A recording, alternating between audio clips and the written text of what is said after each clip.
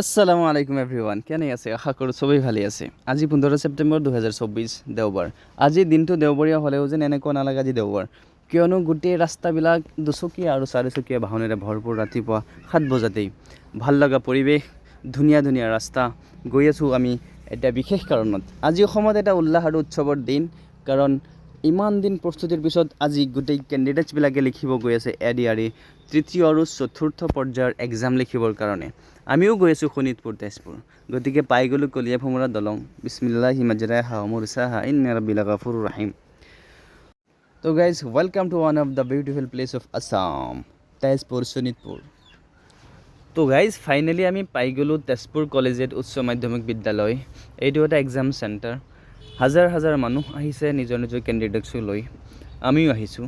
অসমৰ বিভিন্ন ঠাইত বিভিন্ন স্কুল কলেজত চেণ্টাৰ পতা হৈছে। নগাঁও ডিষ্ট্ৰিক্টৰ কেণ্ডিডেটছৰ কাৰণে বিশেষকৈ তেজপুৰ, শোণিতপুৰ এইবিলাক অঞ্চলতে দিয়া হৈছে। আমি নগাঁৱৰ পৰা শোণিতপুৰ, তেজপুৰত এইখন স্কুললৈ আহিছোঁ। আমাৰ কেণ্ডিডেটছক সকলোৱে চাওক, অভিভাৱকসকলে নিজৰ নিজৰ কেণ্ডিডেটছক এক্সাম হলত বহাই কিনে ইয়াত অপেক্ষা কৰি আছে।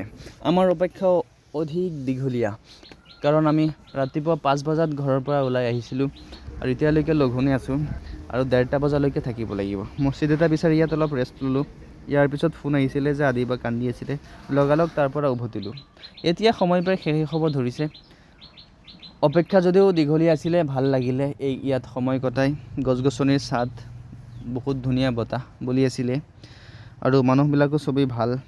ইয়াৰ পিছত আমি গেটৰ সন্মুখত গ'লোঁ। এক্সাম শেষ, কেণ্ডিডেটছ আৰ কামিং আউট।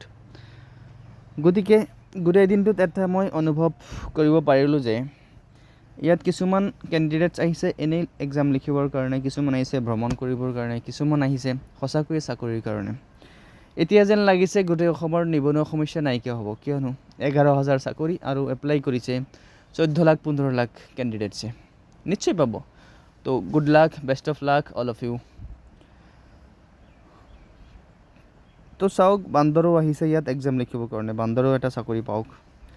এক্সামৰ পৰা ওলোৱাৰ পিছতেই ট্ৰেফিক জাম ষ্টাৰ্ট। আমি প্ৰায় 1.5 ঘণ্টামান কষ্টৰ ফলত ট্ৰেফিক জামৰ পৰা ওলালোঁ। আহি পেলাই দোলাবাৰী পালোঁ। খানা খাম বুলি ভাবিলোঁ, ইয়াত আহি চাওঁ আৰু ট্ৰেফিক জাম হোটেলত। তথাপিও ৰখিলোঁ, খানা খালোঁ, আলহামদুলিল্লাহ ভালেই খালোঁ। ইয়াৰ পিছত উভতিলোঁ ঘৰলৈ। ৰাস্তা ঘাট ভাল লাগি আছিলে, বহু মানুহ, বহু গাড়ী মটৰ। ইয়াৰ পিছত ৰখিলোঁ কলীয়া ভোমোৰা দলং। ইয়াত বহু মানুহ বহু দূৰ দূৰণিৰ পৰা আহি পেলাই ৰখিছে। কোনোবাই চাগে প্ৰথমবাৰৰ কাৰণে আহিছে, কোনোবাই ইয়াৰ পৰা স্মৃতি ল'বলৈ ৰখিছে। আমিও ৰখিলোঁ।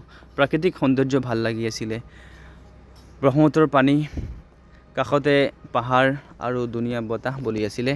আমি তিনিওজন ৰখিলোঁ, ৰিলছ বনালোঁ, ফটোজ ল'লোঁ আৰু প্ৰাকৃতিক সৌন্দৰ্য উপভোগ কৰিলোঁ। আপোনালোকেও তেজপুৰ আহক, ভাল লাগিব, মনটো ৰিফ্ৰেছ কৰি যাওক। তেজপুৰ এখন ধুনীয়া প্লেচ অসমৰ। এই ব্ৰিজটো ডাঙৰ ব্ৰিজ, যাব পাৰিব।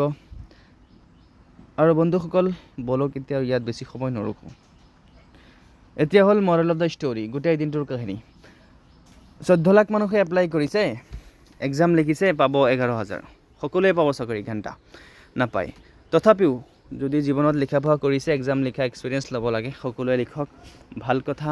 নিজে বিজনেছ কৰক, স্বাৱলম্বী হওক, ভাল কথা। কিন্তু আমাৰ অসম তথা ভাৰত চৰকাৰে কেতিয়াও চাকৰি নিদিয়ে, নাপায়। বন্ধুসকল, ভিডিঅ'টো ভাল পালে লাইক কৰি দিব, শ্বেয়াৰ কৰি দিব। মোৰ চেনেলটো ছাবস্ক্ৰাইব কৰক, পেজটো ফ'ল' কৰক। Thank you. আসসালামু আলাইকুম, জয় হিন্দ।